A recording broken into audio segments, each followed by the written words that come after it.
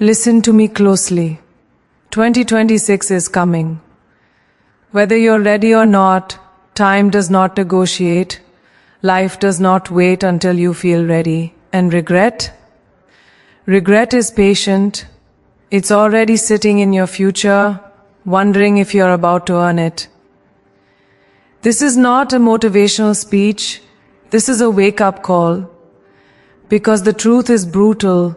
Most people don't fail because they lack talent. They fail because they waste time pretending tomorrow is guaranteed. If you want your life to look different by 2026, you must move differently starting now. Here are 5 things you must do. No excuses, no delays, no half commitment. Decide who you are, because until you do, the world will decide for you. And the world is reckless with human potential. If you don't plant your feet and claim your identity, life will push you into whatever space is available. You wake up one day living a life you never consciously chose, wondering how you got there. Identity is not discovered by accident. It is forged by decision. Right now, you must stop waiting for clarity to fall from the sky and understand this truth. Clarity comes after commitment. The moment you decide who you are becoming, your mind sharpens, your actions align, and distractions lose their grip. Most people confuse motion with progress. They stay busy, but they are not intentional. They work, but they are not aligned. They move, but they are not directed. That's what happens when identity is undefined. You chase opportunities that aren't meant for you. You say yes to things that drain you. You adopt goals that look impressive but feel empty. When you decide who you are, you stop negotiating with everything that doesn't serve that vision. Your standards rise, your focus narrows, and suddenly your energy stops leaking in every direction. Understand this. Identity shapes behavior, not the other way around. You don't wait to feel confident before you act confidently. You act in alignment with the person you've decided to be. Every action is a vote for that identity. When you decide you are disciplined, you show up even when it's uncomfortable. When you decide you are resilient, you don't collapse at the first sign of resistance. The power isn't in the result, it's in the repetition. Over time, the decision becomes undeniable truth. The reason fear feels so loud is because your identity is still being debated. Fear thrives in uncertainty. It grows when you haven't made a final decision about who you are and what you stand for. Once you decide, fear doesn't disappear, but it loses authority. It stops running your life. You stop asking, "What if I fail?" and start asking, "What does the person I've decided to be do next?" That shift changes everything. Confidence is not arrogance, it's alignment. This decision requires honesty. You can't decide who you are while lying to yourself about your effort, your discipline, or your habits. Identity demands integrity. You must look at your daily actions and ask whether they match the person you claim you want to become.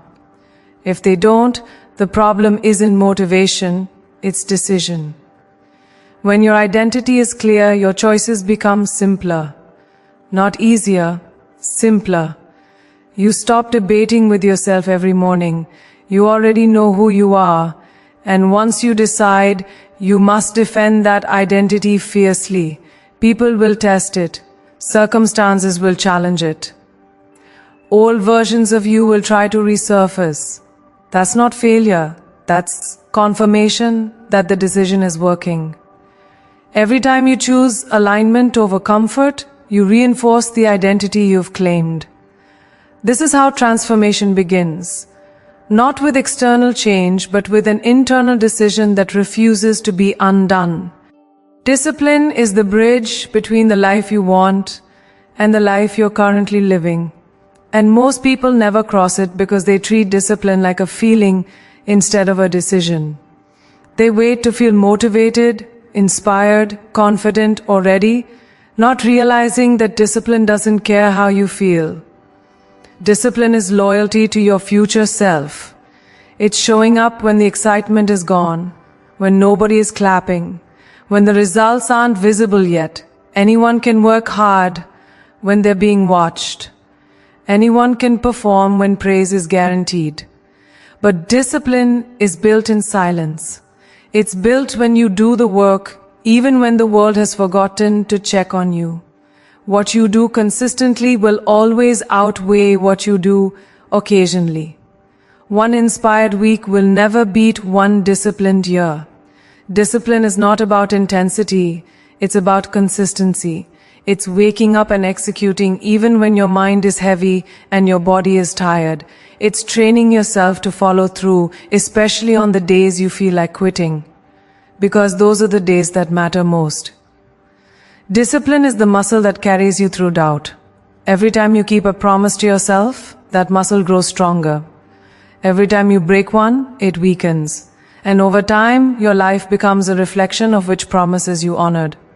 Most people underestimate how powerful small, disciplined actions can be, because they are obsessed with immediate transformation.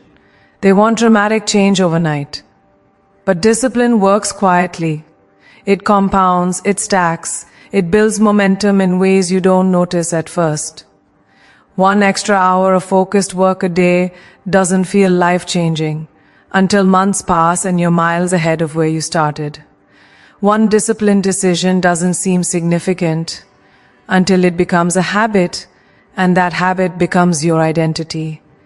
Discipline doesn't scream for attention, it waits patiently for results to speak on its behalf. Discipline also requires structure, not just willpower. Willpower fades, structure sustains. If you rely on motivation alone, you will lose. Discipline means creating systems that make doing the right thing easier and doing the wrong thing harder. It means controlling your environment instead of letting it control you. It means setting non-negotiables and honoring them regardless of mood. You don't ask yourself if you feel like showing up. You show up because that's who you are. Discipline is removing decision fatigue from your life by deciding in advance how you operate. Being disciplined means learning to sit with discomfort without running from it. Growth is uncomfortable by nature. Discipline teaches you how to stay present when everything in you wants to escape. It teaches you how to work through boredom, resistance, and frustration. Most people quit not because the task is impossible, but because the discomfort feels unfamiliar. Discipline trains you to understand that discomfort is not a stop sign. It's a signal that you're expanding. The more disciplined you become, the less power discomfort has over you. And here's the truth most people don't want to hear. Discipline is self-respect in action. When you are disciplined, you are telling yourself that your goals matter, your time matters, and your future matters. Lack of discipline isn't a character flaw, it's a habit of self-betrayal. Every skipped commitment sends a message to your subconscious that your word doesn't carry weight. Discipline rebuilds that trust. It teaches you that you can rely on yourself. And once you trust yourself, confidence becomes inevitable because you know without question that you will do what needs to be done, whether anyone is watching or not. Everything in your life is either fueling you or draining you, and pretending otherwise is costing you more. Then you realize, energy is not infinite, focus is not unlimited, time is not refundable. Yet most people allow open access to their mind, their emotions, and their future without ever questioning the price. Before real growth can happen, you have to get brutally honest about what is taking from you instead of building you. Some things don't attack you loudly. They exhaust you quietly. They wear you down in conversations that go nowhere, habits that numb instead of nourish, environments that feel familiar but leave you depleted. If something consistently pulls you away from the person you're trying to become, it is not harmless. It is harmful. Letting go is difficult because attachment disguises itself as loyalty. You tell yourself you're being patient, understanding, compassionate. But there's a difference between compassion and self-abandonment. You can care about people and still recognize that they are not meant to walk with you into your next chapter. Some people only know how to relate to the old version of you. When you begin to grow, they feel uncomfortable. Not because you're doing something wrong, but because your evolution exposes their stagnation. And instead of rising, they pull. Instead of supporting, they question. Not everyone who loves you is equipped to grow with you.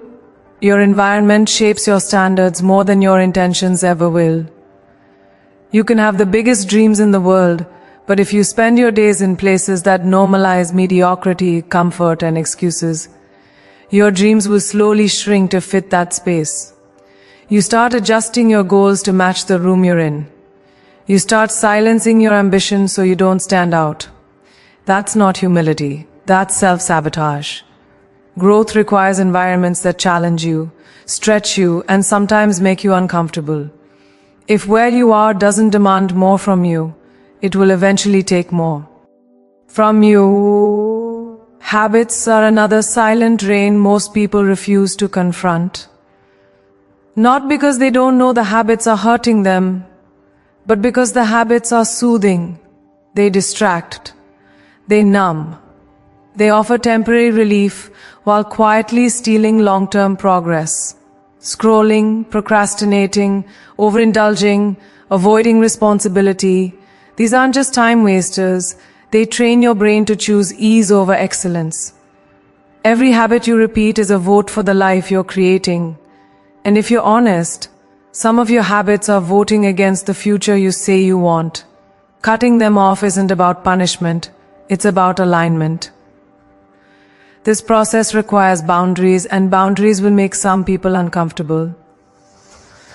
That discomfort is not your responsibility.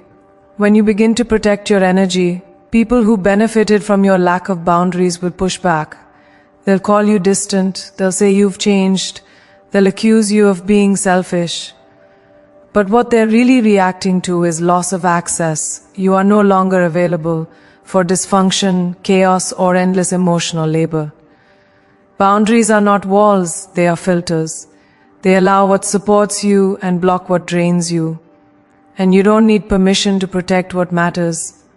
Cutting off what drains you is an act of respect for the life you're building. You cannot keep everything and still become everything you're capable of being. Something has to go. Sometimes it's a person, sometimes it's a pattern, sometimes it's a belief you've carried for years. Letting go feels like loss at first, but what follows is clarity, space, strength. When you remove what drains you, your energy doesn't just return, it multiplies. And with that energy comes focus, momentum, and the ability to finally move forward without being pulled backward by everything you were too afraid to release. Most people don't fail because they're incapable. They fail because they keep waiting for permission from a future version of themselves that doesn't exist yet. They wait to feel ready, confident, prepared, certain. But readiness is a myth that keeps potential trapped. If you wait until fear disappears, you will wait forever. Action is not the reward for confidence. Confidence is the byproduct of action. Every major shift in your life will begin while your hands are shaking and your mind is full of doubt. That's not a sign you're doing it wrong. That's the sign you're doing something that matters. The truth is, clarity comes after movement, not before it. You don't think your way into courage. You move your way into it. Sitting still feels safe, but safety has a hidden cost. While you're waiting, time is still moving. Opportunities are still passing. Someone else is doing the thing you keep talking yourself out of. Bold action interrupts stagnation. It forces growth. It creates feedback. You learn faster by doing imperfectly than by planning perfectly. Action turns ideas into experience. and experience sharpens instinct. Without action, potential stays theoretical, and theoretical success changes nothing. Fear is not your enemy, hesitation is. Fear simply means you care. It means the outcome matters to you. But hesitation teaches fear how to control you. Every time you hesitate, you reinforce the belief that fear gets the final say. Bold action rewires that relationship. When you act despite fear, you teach your nervous system that discomfort is survivable, that rejection won't destroy you, that failure won't end you. And once your body understands that truth, fear loses its grip. It stops being a barrier and becomes background noise. Bold action also demands that you release the need for perfection. Perfection is just procrastination in a nicer outfit. You don't need a flawless plan. You need momentum. You need movement. You need to start. Growth is messy. Progress is awkward. Mastery is built on mistakes. The people you admire didn't avoid failure. They collected it. They failed forward. They adjusted. They refined. They kept moving. The only real mistake is standing still while pretending you're preparing. Taking bold action means betting on yourself before the evidence shows up. It means acting as if you are capable before the world agrees with you. That kind of faith is uncomfortable because it requires internal validation instead of external approval. You stop asking, what if this doesn't work? And start asking, what if I don't try? Bold action shifts your identity from observer to participant, from thinker to doer, from someone who dreams to someone who builds.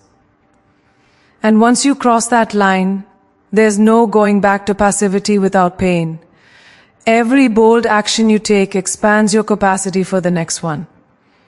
Courage compounds. The first step is the hardest because it breaks inertia. After that, momentum carries you. You stop overthinking and start responding. You trust yourself more because you have proof. You've moved before and survived. Bold action doesn't guarantee success, but it guarantees growth. And growth is the only path that leads anywhere new. When you stop waiting to feel ready and start moving anyway, you don't just change what you do, you change who you are becoming. Waiting to feel ready is the most socially acceptable way people abandon their potential. It sounds responsible, it sounds mature, but underneath it is fear dressed up as logic. Readiness implies certainty, and certainty is something life never hands out in advance. The people who transform their lives don't move because they're sure. It's because they're willing to be wrong, willing to be seen trying, willing to step forward without guarantees. If you study every breakthrough moment in your life, you'll notice it didn't begin with confidence. It began with a decision made in uncertainty. That decision didn't remove fear, it made fear irrelevant. There is a dangerous comfort in overthinking. Planning can feel productive while quietly keeping you stuck. You research, you prepare, you analyze, you tell yourself you're being strategic, but weeks turn into months and nothing changes. Action is the only thing that creates clarity. You cannot think your way into a new identity. You have to act your way into it. Movement reveals information that contemplation never will. When you act, you learn what works, what doesn't, and what needs adjustment. When you don't act, you learn nothing and call it patience. Bold action requires you to accept that embarrassment is part of growth. You will look inexperienced. You will say the wrong thing. You will make mistakes that feel obvious in hindsight. But embarrassment is not fatal. Regret is. Every person you admire has a long history of being bad at what they're now great at. The difference is they didn't let the fear of looking foolish stop them from starting. They understood that dignity is built through effort, not preserved through avoidance. Bold action means choosing long-term respect over short-term comfort. One of the biggest lies fear tells you is that failure will define you. In reality, avoidance defines you far more clearly. Failure is temporary data. Avoidance becomes a pattern. When you take bold action, even if you fail, you gain something invaluable: self-trust. You prove to yourself that you are willing to try, willing to risk, willing to move. That proof changes how you see yourself. You stop identifying as someone who waits and start identifying as someone who acts. Identity follows behavior, and behavior is born in moments of courage. Taking bold action also forces you to confront responsibility. Once you move, you can no longer blame circumstances, timing, or other people. Action puts you in the arena where results, good or bad, belong to you. That level of ownership is uncomfortable, but it is also empowering. When you accept responsibility, you reclaim control. You stop being a spectator in your own life. You stop hoping things will change and start making changes. Bold action shifts your relationship with power. You realize it was never outside of you. Each time you take action before you feel ready, you expand your tolerance for uncertainty. You train your nervous system to operate under pressure instead of retreating from it. Over time, what once felt terrifying becomes familiar. You don't become fearless. You become capable of moving through doubt, capable of adapting, capable of continuing even when outcomes are unclear. That capacity is what separates people who talk about change from people who create it. And it is built one bold, imperfect step at a time. Time is not gentle, and it is not forgiving. It does not slow down because you're confused, scared, or unprepared. It keeps moving with or without your permission. Every single day takes something from you that you will never get back. That's not meant to scare you. It's meant to wake you up. Because most people live as if time is abundant, as if there will always be another year, another chance, another moment when things calm down and they finally start. But abundance is an illusion. Time is the most limited resource you have, and how you spend it is the clearest reflection of what you truly value, not what you say you value. Living like time is finite forces honesty. You stop lying to yourself about later. Later is vague. Later is comfortable. Later is where dreams go to die quietly. When you understand that your days are numbered, urgency replaces hesitation. You stop tolerating situations that drain you. You stop investing energy into things that don't move you forward. You become intentional with your mornings, your conversations, your commitments. You begin to ask better questions. Not do I feel like doing this, but is this worthy of my time? That shift alone can change the entire direction of a life. When you truly grasp the reality of time, excuses lose their power. You realize that procrastination is not harmless. It is expensive. Every delayed decision compounds into lost momentum. Every ignored opportunity quietly closes a door. You don't get unlimited chances to rewrite your story. There are seasons for growth, and when those seasons pass, effort becomes heavier. Living with urgency doesn't mean rushing. It means respecting the moment you're in. It means showing up fully instead of half present, half distracted, half committed. Time demands presence, not perfection. Living like time is finite also changes how you handle fear. Fear thrives when you believe you have forever to decide. But when you understand that your window is limited, fear becomes a luxury you can no longer afford. You stop asking yourself if you might fail and start asking yourself if you can afford not to try. The pain of action becomes smaller than the pain of regret. You recognize that discomfort now is far less damaging than disappointment later. Time clarifies priorities. It strips life down to what actually matters. This awareness reshapes relationships as well. You become more deliberate about who you give access to.